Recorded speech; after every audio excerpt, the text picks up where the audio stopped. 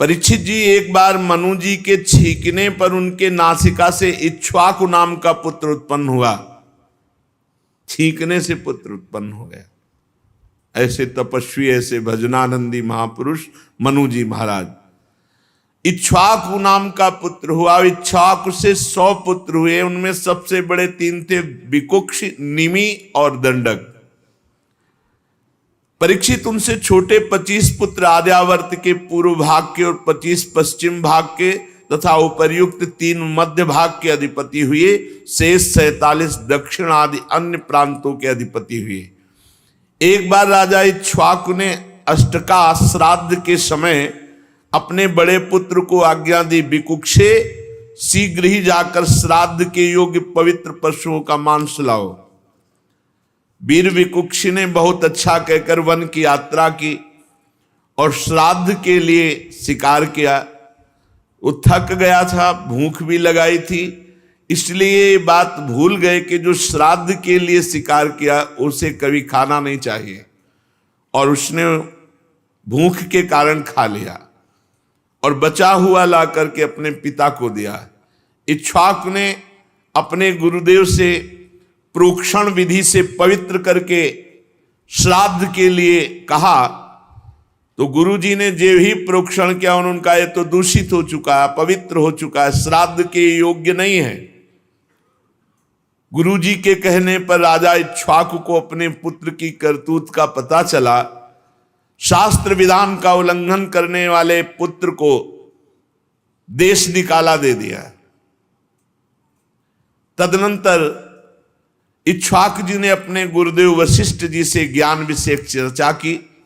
फिर योग के द्वारा शरीर का परित्याग करके उन्होंने परम पद प्राप्त किया। महाराज इक्ष्वाकु के देहांत हो जाने पर विकुक्षी अपनी राजधानी में लौट आए और पृथ्वी का शासन करने लगे। उन्होंने बड़े बड़े यज्ञों से भगवान की आराधना की और संसार में शशाद के नाम से प्रसिद्ध हुए। विकुक्ष के पुत्र हुए पुरंजय, उन्हीं को इंद्रवाह और ककुत्स कहते हैं।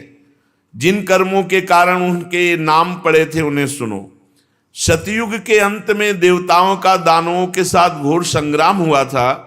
उसमें सब के सब देवता दैत्यों से हार गए। तब उन्होंने वीर पुरंजय को सहायता के लिए अपना मित्र बनाया।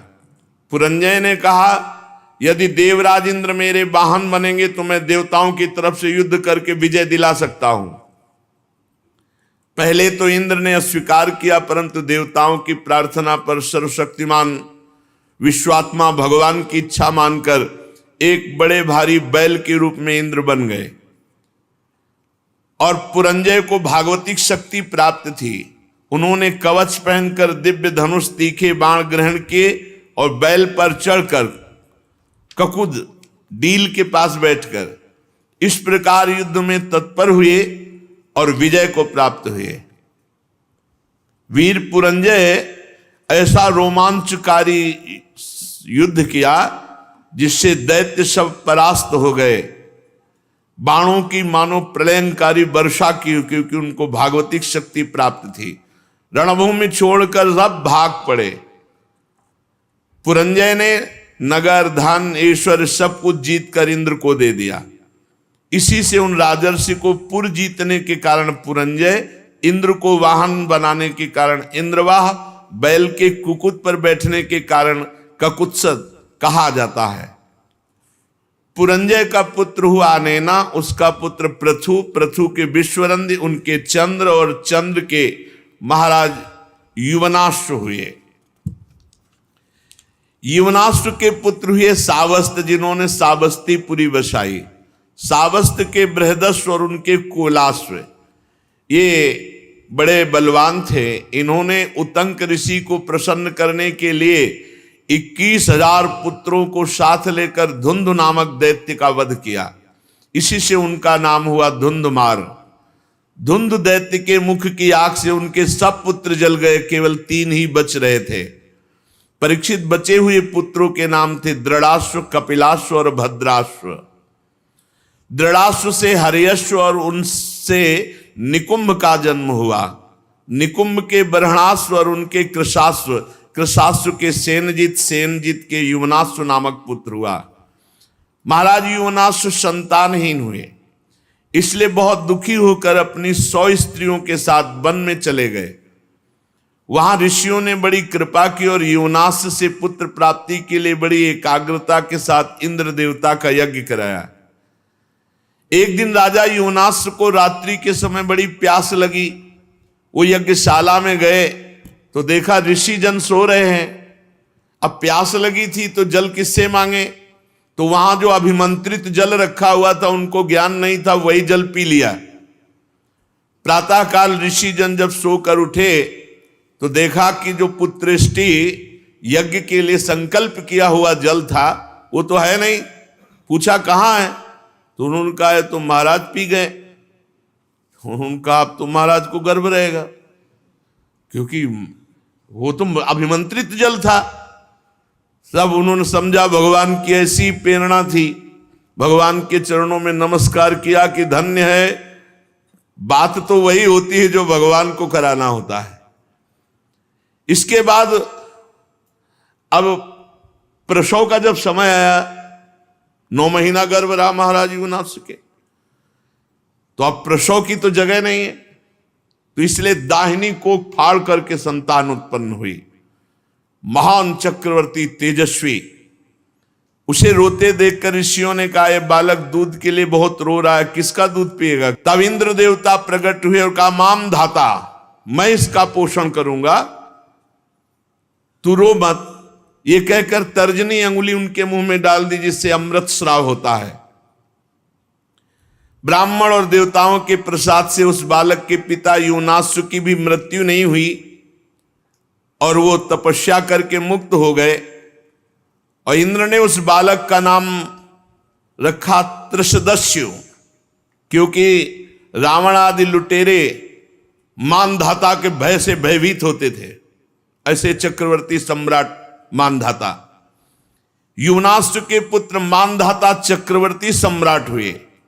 भगवान के तेज से तेजस्वी होकर अकेले ही 7 द्वीप वाली पृथ्वी का शासन किया। वे आत्मज्ञानी थे, कर्मकांड के विशेष ज्ञाता थे, फिर भी वे बड़ी बड़ी दक्षिणा वाले यज्ञों से यज्ञ स्वरूप भगवान की आराधना करते, क्योंकि भगवान स्वयं प्रकाश सर्वदेव स्वरूप हैं। परीक्षित, जहां से सूर्य उदय होता है और जहां से अस्त होता है वो सारा का सारा भूभाग युवनाश्व के पुत्र महाराजा धीराज मानधाता के अधिकार में था। राजा मानधाता की पत्नी शशबिंदु की पुत्री बिंदुमती थी। उनके गर्भ से 3 पुत्र हुए, पुरुकुत्स और दूसरे अम्बरीश और महायोगी मुचकुंद। और इनके मुचकुंद जी की 50 बहनें थी। 50 ने अकेले सौभरी ऋषि को पति के रूप में वरण किया। परम तपस्वी सौभरी जी एक बार यमुना जल में डुबकी लगाकर तपस्या कर रहे थे, जल को स्तंभित करके। देख लो, ऐसे ऐसे महात्माओं को माया आकर्षित कर लेती है। अपने लोग तो एक डुबकी लगा के 1 मिनट भी नहीं रुक सकते, वो समाधि लगा लेते थे। जल को स्तंभित कर दिया और थल की तरह बैठे समाधिस्थ। महाराज सौभरी जी ने देखा कि एक मत्स्य मछली से क्रीड़ा कर रहा है, मैथुन सुख। उनके हृदय में आया कि ये मैथुन में तो सुख है, तभी तो एक छोटा सा जीव इतना आनंदित हो रहा है, तो मुझे ये सुख चाहिए। अब महान तपस्या के धनी सौभरी जी के मन में विवाह करने की इच्छा जग उठी। सीधे राजा मानधाता के पास गए। महल में 50 राजकुमारियां थीं। कहा कि एक भिक्षा में मुझे दो, मैं ब्याह करूंगा। अब बड़ी समस्या, शरीर से गंध आ रही मछली जैसी, जल में समाधिस्थ, हड्डी हड्डी दिखाई दे रही, कौन राजकुमारी इनको पसंद करेगी। तो राजा ने कहा कि ब्राह्मण, आपको जो कन्या पसंद कर ले उसे स्वीकार कर लो।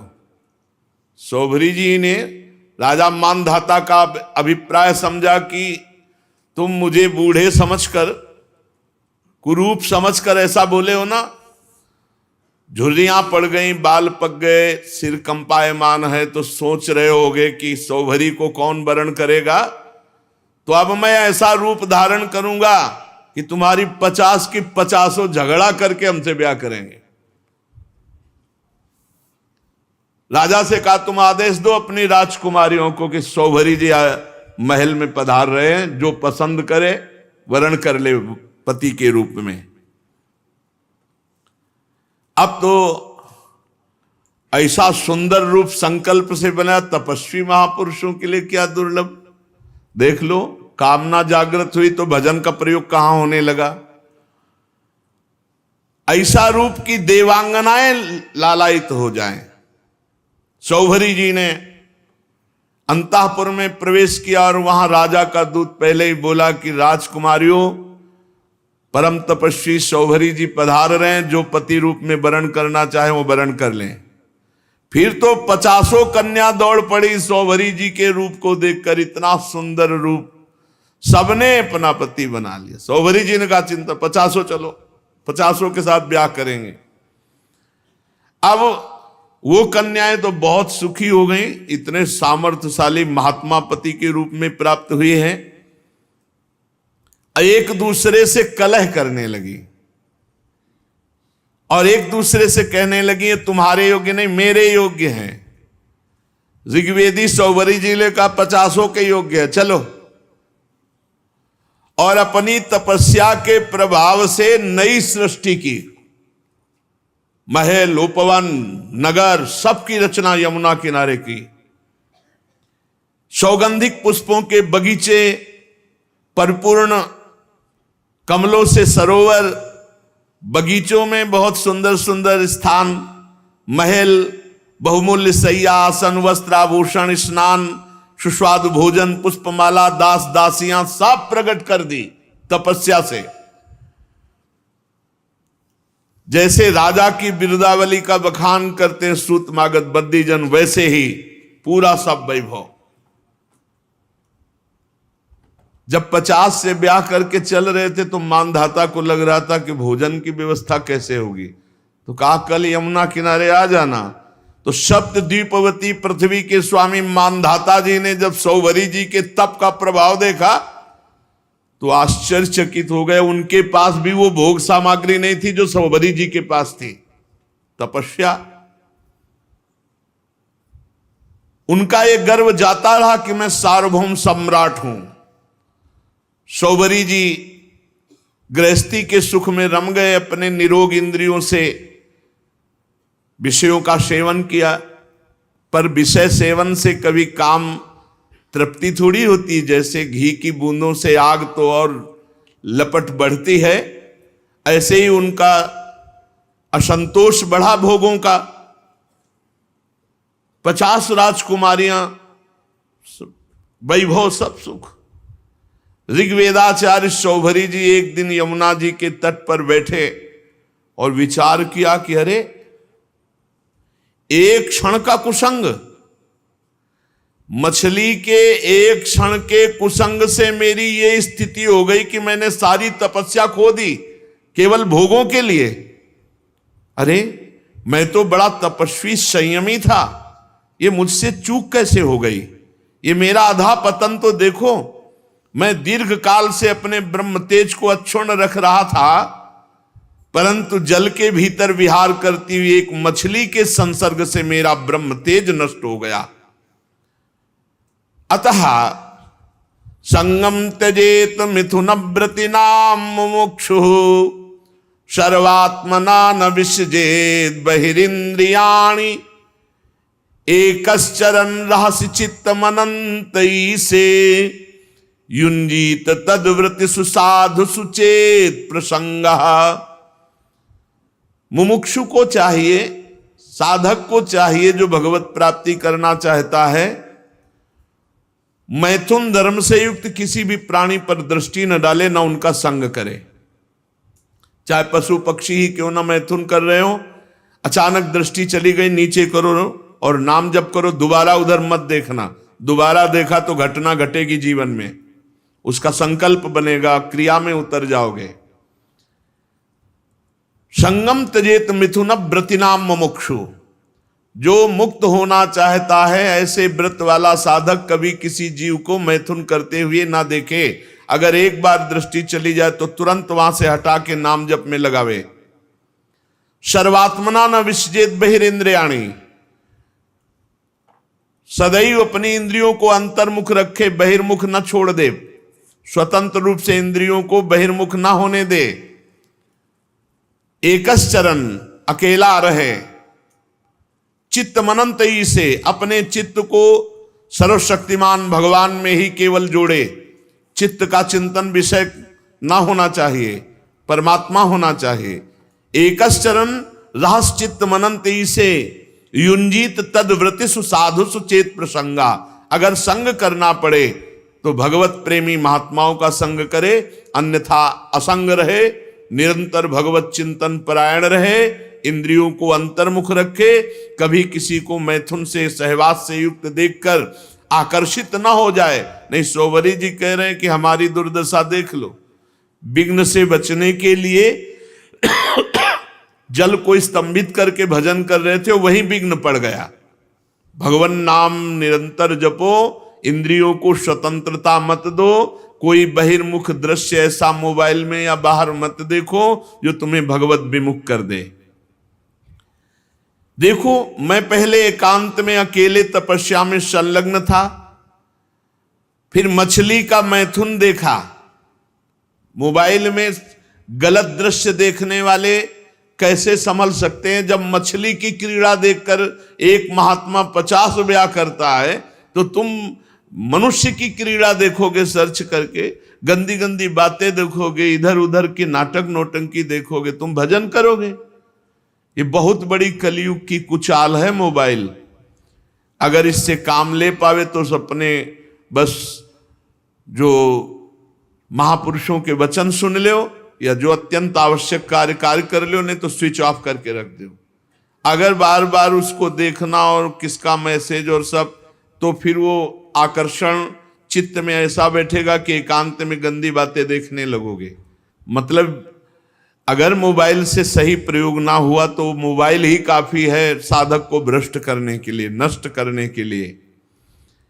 इसलिए मैं पहले एकांत में अकेले तपस्या में संलग्न था।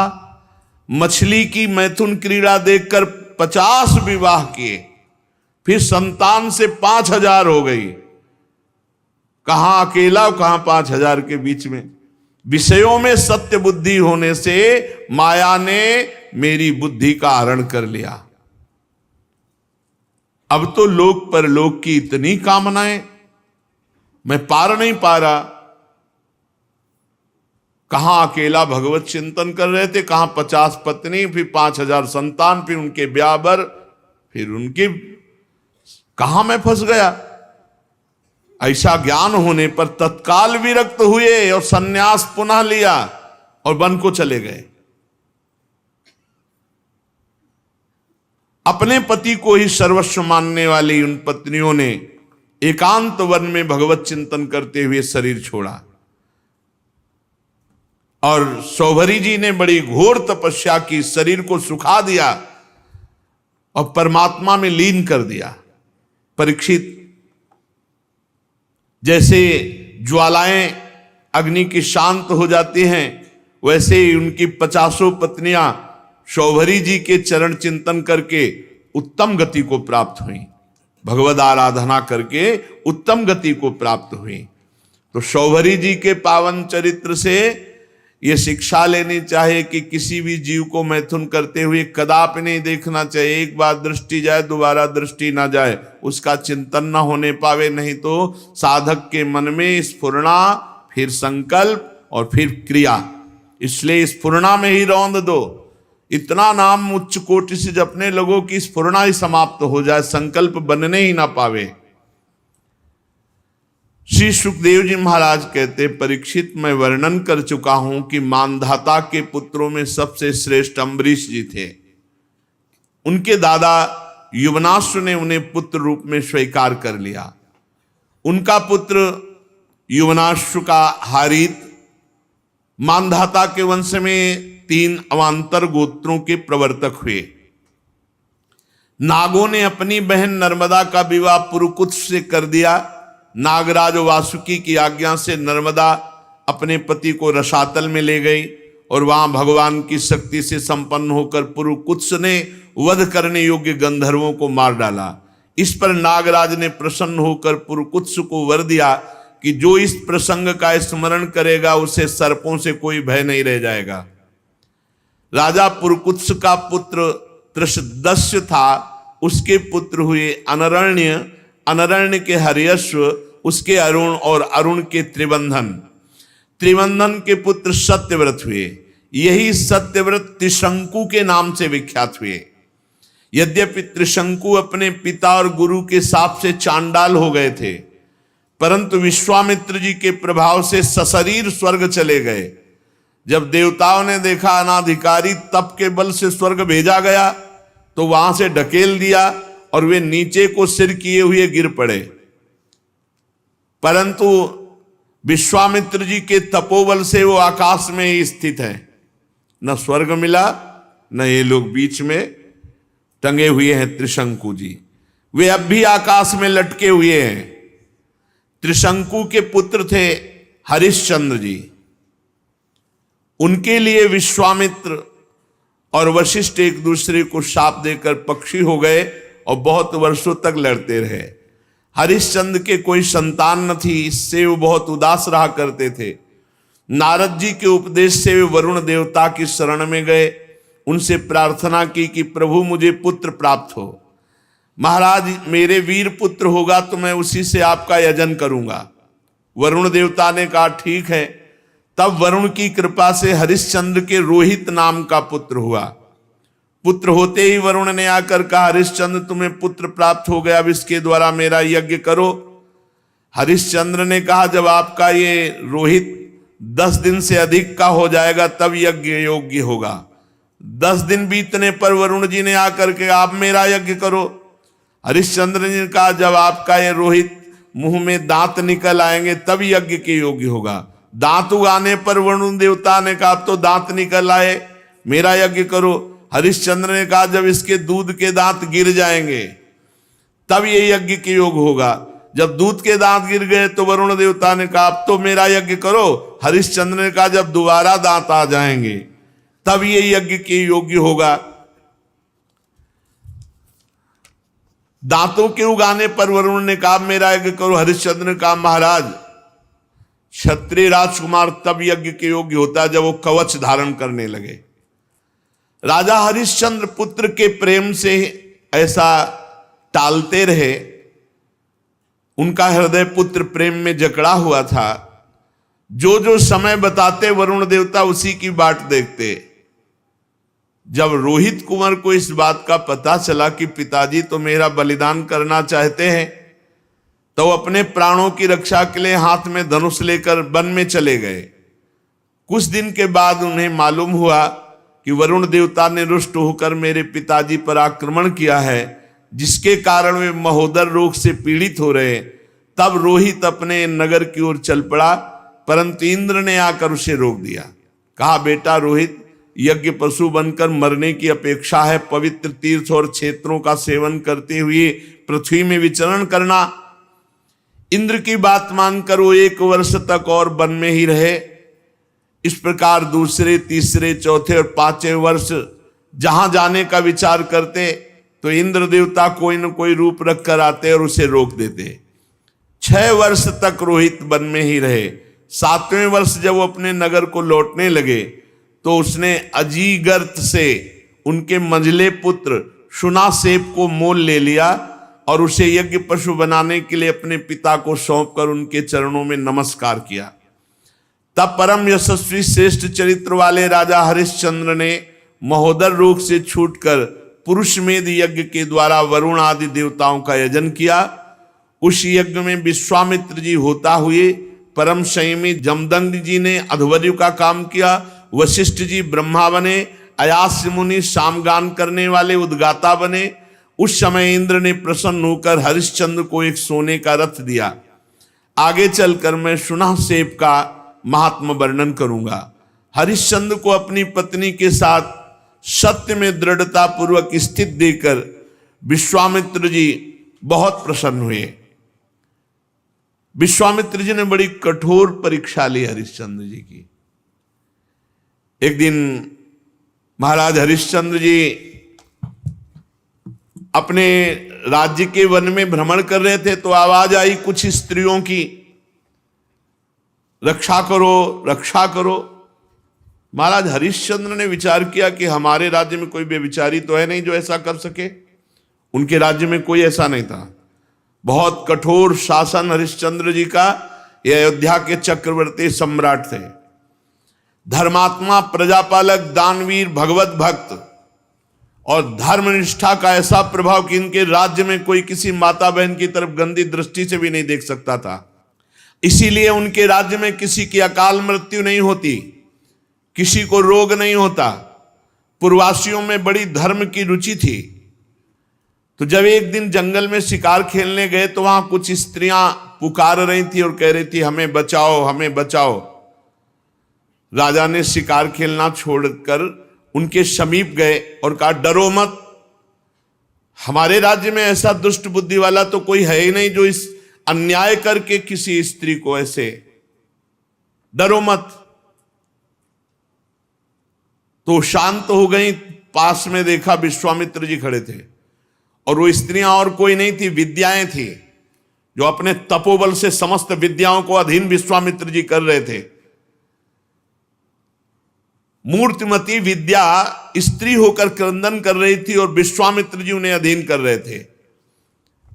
जब उन्होंने कहा ऐसा कोई दुष्ट बुद्धि वाला हमारे राज्य में है ही नहीं, कौन है जो तुम्हें सता रहा है? तो विश्वामित्र जी ने कहा सता तो हम रहे तो दुष्ट बुद्धि के हम हुए। और भारी क्रोध आ गया। जो ही क्रोध आया सो तप में क्रोध आना हानि का विषय, विद्याएं सब अंतर ध्यान हो गई। विश्वामित्र जी ने कहा इतना तप करने के बाद मैंने अपने क्रोध को संभाला था और विद्याओं को अधीन किया, तुमने मुक्त करा दिया, तुम बड़े दयालु हो। गुस्सा में कहा। हरिश्चंद्र जी ने हाथ जोड़कर विनय पूर्वक कहा मुनि मैं राज्य धर्म का पालन कर रहा हूं। राजा का कर्तव्य है यदि कोई अनाथ कोई शरणागत किसी भी तरह सताया जाता है तो उसकी रक्षा करना कर्तव्य है। अच्छा तो फिर मेरी भी रक्षा करो, मेरी इच्छा अनुसार दान करो। राजा ने कहा आदेश कीजिए। तो उनका इस समय तुम्हारे पास क्या है? घोड़ा, खजाने की चाबी, दो। दान ले लिया और कहा दक्षिणा में हमें प्रचुर स्वर्ण चाहिए। कहा दिया, ठीक, चलो दक्षिणा दो। तो उनका खजाने तो पहुंचे, बोले मिथ्यावादी, जब खजाने की चाबी दे दी तो खजाना तेरा कैसे? हाँ ये बात तो है। और घोड़ा दे दिया तो जहां तक घोड़े की टाप गई सारा राज्य मेरा। बहुत दानी बनता है, बहुत उदार बनता है, विद्याओं की रक्षा करेगा तू, अब दे। तो उनका महाराज चिंता मत करो, हमारे राज्य में तो हमको कोई खरीदेगा नहीं और वो राज्य अब आपका हो चुका है। इसलिए राजा ने विचार किया कि सभी शास्त्र पुराण कहते हैं काशीपुरी भगवान शंकर के त्रिशूल पर बसी है और उसके अधिपति देवाधिदेव महादेव हैं। अतः वो परम दिव्यपुरी में चल करके अपने आप को बेचना चाहिए और जो बेचने से स्वर्ण मिले वो दक्षिणा में देना चाहिए। जो अभी चक्रवर्ती सम्राट थे, विश्वामित्र जी ने नंगे पैर निकाला राज्य से और जाओ बिको और दक्षिणा दो। अब परम सुकुमारी रानी सेव्या, पुत्र रोहित काशी को चल पड़े। मार्ग में मुनि ने एक माया रची कि राजा रानी और रोहित तीनों को अत्यंत प्यास लगी। बहुत सुंदर जल की, मीठे जल की सृष्टि की और आप बैठ गए ब्राह्मण के वेश में और कहा आओ पानी पी लो। बहुत आग्रह किया। राजा ने कहा मैंने मुनि को दान दिया है, दान की पूर्णता दक्षिणा से होती, जब तक दक्षिणा नहीं दे लूंगा पानी नहीं पीऊंगा। ऐसा कह के राजा आगे बढ़ गए। ब्राह्मण ने रानी और रोहित कुंवर से भी कहा कि जल पी लो। उन्होंने कहा नहीं, हम धर्मात्मा राजा की संतान हैं, हम उनकी पत्नी हैं, जब तक राजा अपनी दक्षिणा नहीं दे देते तब तक हम पानी नहीं पिएंगे। ब्राह्मण ने कहा झूठ, राजा तो जल पी गए, तुम लोग क्यों जल नहीं पियोगे? तो उन्होंने कहा कि वो परम स्वतंत्र हैं, वो पी सकते हैं, लेकिन जब तक वो मुझे आदेश नहीं करेंगे मैं नहीं पीऊंगा। और झूठ बोला था कि वो पी गए। विश्वामित्र जी ने परीक्षा ली थी, बड़े प्रसन्न हुए और कहा जाओ जिस कार्य के लिए जा रहे हो। 1 महीने की अवधि मांगी थी, 1 दिन शेष रह गया। अब यहां अयोध्या से काशी पैदल चल के जाना।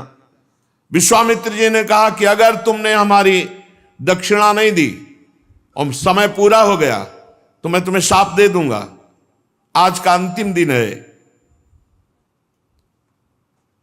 हरिश्चंद्र ने मुनि को प्रणाम किया और कहा अभी आधा दिन शेष है, अभी आप कुछ मत बोलिएगा, प्रयास करते हैं कोई मुझे खरीद ले। आपने इतने दिन प्रतीक्षा की और कर लीजिए, आधा दिन की ही तो बात है। मुनि अंतर्धान हो गए। राजा ने अपने बेचने का निश्चय करके पुकारा। साध्वी रानी ने कहा महाराज अगर आप बिक जाएंगे तो मैं और पुत्र। तो उन्होंने कहा देखो धर्म के लिए सब कुछ बलिदान है, अगर पूरी दक्षिणा नहीं पड़ी तो आपको भी बेच दूंगा, पुत्र को भी बेच दूंगा, अपने आप को बेच दूंगा। पति की ऐसी अवस्था देख करके रानी बहुत अंदर से विकल हुई। उधर विश्वामित्र जी की कड़ी चेतावना, तो चित्त में दुख है और गदगद कंठ से पुकार कोई मुझे खरीद ले। तो एक वृद्ध ब्राह्मणी के वेश में 500 स्वर्ण मुद्राएं देकर के रानी को खरीदा। रानी ने उस ब्राह्मणी से प्रार्थना की कि यथाशक्ति मैं घर की पूरी सेवा करूंगी, कभी इंकार नहीं करूंगी। मेरी 3 बातें आपको माननी होंगी। मैं कभी किसी पुरुष से संभाषण नहीं करूंगी, एकांत में नहीं मिलूंगी, किसी का जूठा नहीं खाऊंगी, और सेवा के अतिरिक्त मैं एकांतवास करूंगी, मेरे समीप कोई नहीं आना चाहिए। स्वीकार कर लिया। अब राजा के सामने ही रानी बिक गई।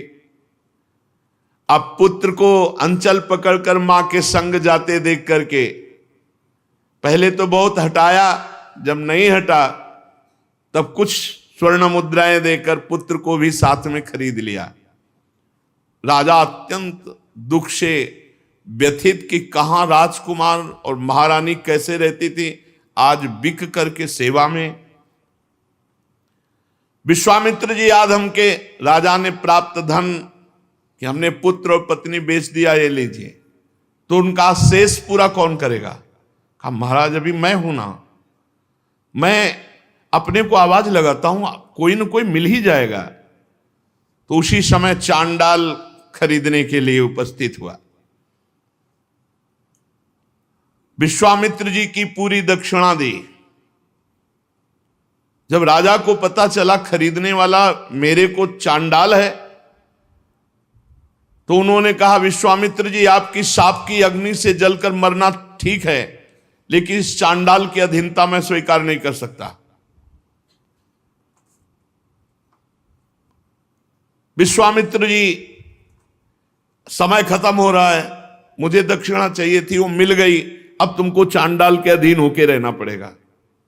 अब तो उसकी इच्छानुसार बनकर के दास सेवा करनी होगी।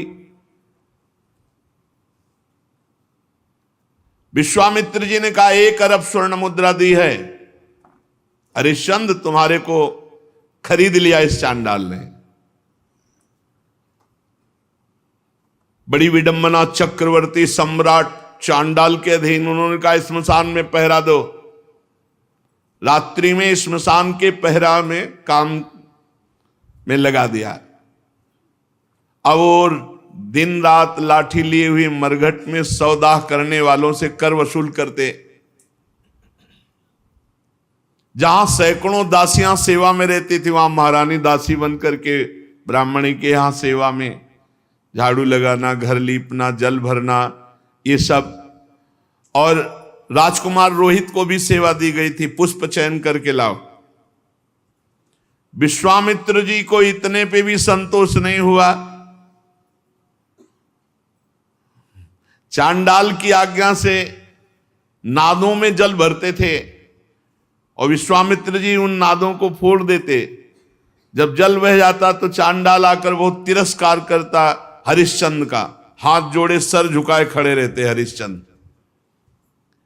एक दिन पुष्प चयन करने के लिए संध्या के समय राजकुमार रोहित गया तो वहां सर्प ने डस लिया। तत्काल प्राणांत हो गया बालक का। अब महारानी जिस पुत्र का मुख देखकर जीवित थी, वो पुत्र विधाता ने छीन लिया। दुख पे अपार दुख। रात्रि का घोर अंधकार, आकाश में मेघ आच्छन्न है। अकेली पुत्र के शव को लोग लेकर रोती हुई जा रही, वहां कोई साथ नहीं, कोई ब्राह्मणी साथ नहीं है। श्मशान में पहुंची। हरिश्चंद्र जी ने देखा, अरे ये हालत हमारी पत्नी की धर्म के लिए, लेकिन मैं जब भिक्षुका हूं तो अपने धर्म से नहीं हटूंगा। रानी विवश में ही रात में सौ लेकर श्मशान जब गई तो वहां बहुत जोर के रोती हुई हरिश्चंद्र से कहा कि तुम्हारा पुत्र पधार गया है, सर्प ने काट लिया है। हरिश्चंद्र बोले, श्मशान के स्वामी का पहले कर दो, फिर आपके लिए बिक गई हूं, आपके लिए बिकी हूं पुत्र के सहित। तो पुत्र पधार गया है, हमसे कह रहे हो कर दो, कहां से दूं, क्या है हमारे पास। अयोध्या नरेश चक्रवर्ती सम्राट महाराज हरिश्चंद्र वज्रपात मानो हो गया हो, लेकिन हिले नहीं, अपने धर्म में रहे। उन्होंने कहा कि तुम कल्पना भी नहीं कर सकती हो कि हरिश्चंद्र का हृदय इस समय कैसा है। देवी, आज्ञा का पालन, अपने स्वामी को कर दिए बिना यहां हम सौदाह या प्रवाह नहीं होने देंगे। तुम अपने धर्म का पालन करो और मैं अपने धर्म का पालन करूंगा। देखो, तुम तनिक भी डिगना नहीं, भारी से भारी संकट आने पर भी तुम अपने धर्म में स्थित रहना, धर्म तुम्हारी रक्षा कर लेगा। सौ ढकने के लिए कोई वस्त्र तो था नहीं, तो अपने जो शरीर में वस्त्र था उसके पहला ही टुकड़ा करके लपेट कर लाई थी। पतिव्रता ने दूसरा उसी कपड़े का जैसा हिस्सा फाड़ा और कहा कि ये कर के रूप में ले लो। जे ही उन्होंने लिया तो विश्वामित्र जी प्रकट हो गए और कहा कि आपने वो करके दिखाया, कोई मैं एक महात्मा के वचनों का पालन करने के लिए या धर्म के पालन के लिए इस तरह अपने जीवन को, राज्य को, परिवार को। उसी समय जो चांडाल ने खरीदा था वो प्रकट हुए और कहा, जानते हो मैं मूर्तिमान धर्म हूं, तुम्हें दास कौन बना सकता है। जो धर्मात्मा पुरुष है उसको किसी की त्रिभुवन में ताकत नहीं कि उसे दास बना सके।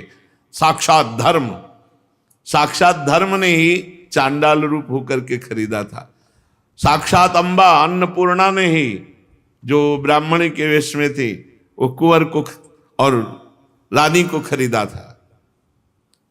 देवराज इंद्र ने अमृत की वर्षा की, रोहित कुंवर जीवित हो गए। विश्वामित्र जी ने कहा, ये अपनी चाबी पकड़ो और ये लगाम घोड़े की, जाओ तुम्हारी जय हो, तुम माया पर विजय प्राप्त कर चुके हो। देवराज ने कहा कि अब तुम्हें मृत्युलोक का राज्य करने की जरूरत नहीं, सशरीर स्वर्ग की यात्रा करो। हरिश्चंद्र ने कहा नहीं, मर्यादा है, धर्म कहता है तो पहले यहां हम तप के द्वारा शरीर छोड़ेंगे, फिर जो भगवान गति देंगे। तो अयोध्या में पुनः महाराज हरिश्चंद्र जी आए, प्रजा जय जयकार करती हुई बहुत सुख में निमग्न हुई। सत्यात् परो धर्मः, सत्य से बढ़कर कोई परम धर्म नहीं, और जो धर्म का पालन करने के लिए कष्ट सहता है उसकी सदैव विजय होती है। ऐसे महाराज त्रिशंकु के पुत्र हरिश्चंद्र जी थे, जिनका यश सत्य के लिए विस्तार को प्राप्त हुआ। शेष चर्चा आगे। श्री राधा वल्लभ लाल की।